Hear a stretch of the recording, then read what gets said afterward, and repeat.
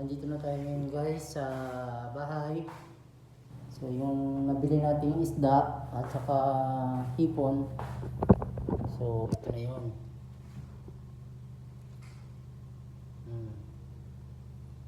Dalawang piraso. 4,000. Tsaka hipon. So ito yung nabili ko, bali 6,000. 6,000 yan. 2,000 yung hipon. Tapos 4,000 yung isda. Tapos bumili din tayo ng kamatis para gusto magsabaw-sabaw, sabaw tayo. Tapos sibuyas, yan, bumili din ako sibuyas. Yan. Tsaka sili. So sili. So lilinisin na natin para malagay sa rep.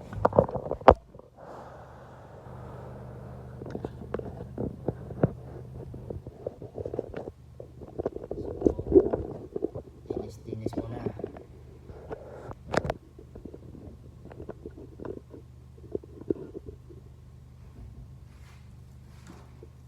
Lilinisin natin para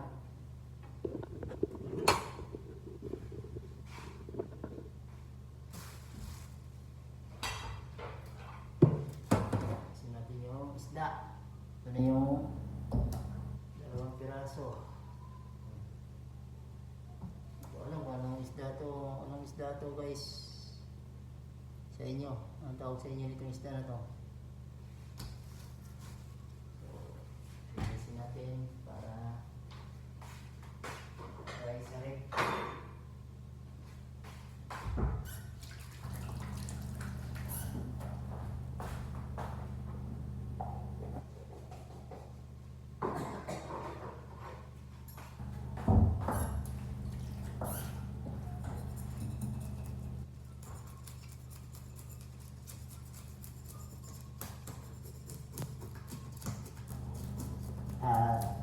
Kakasawa kasi laging manok guys, kaya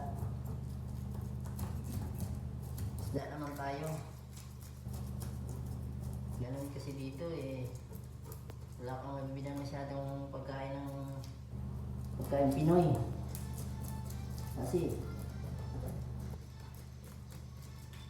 ilan lang yung Pilipino dito.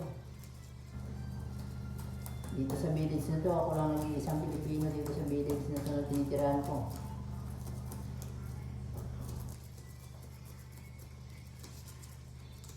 Probinsya kasi ito guys ng Nigeria, probinsya to. Kaya ang pinaka-city kasi nila nito ng Nigeria, Abuja.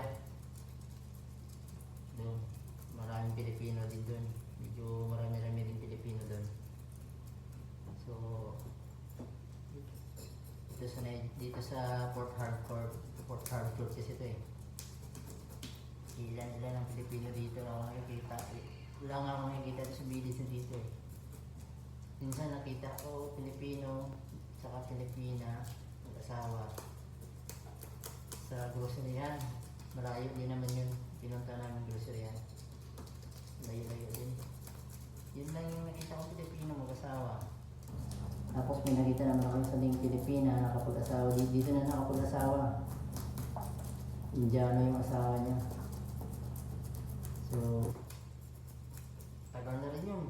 Ilang buwan na rin yung nakalipas. Hindi na ako kasi nakabalik dun sa malaking grocery yan Nalayo kasi. Medyo mahal dito masahe. Tsaka mahirap magpunta dun. Taxi. Mahal kasi yung single ng driver pupunta dun.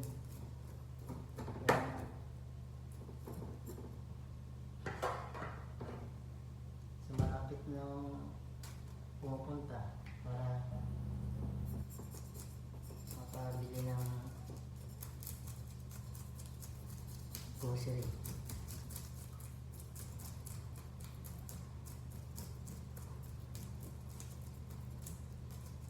So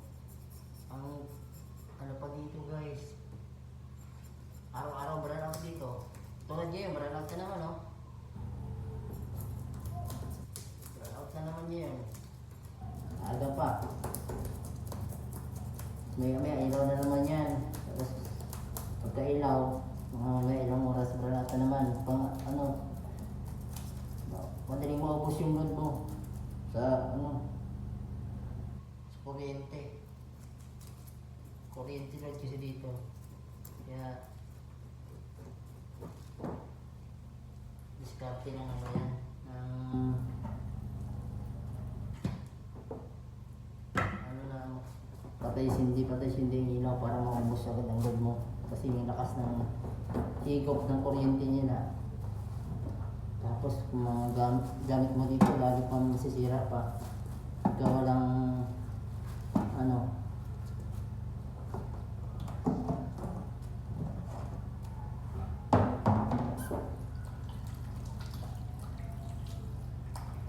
so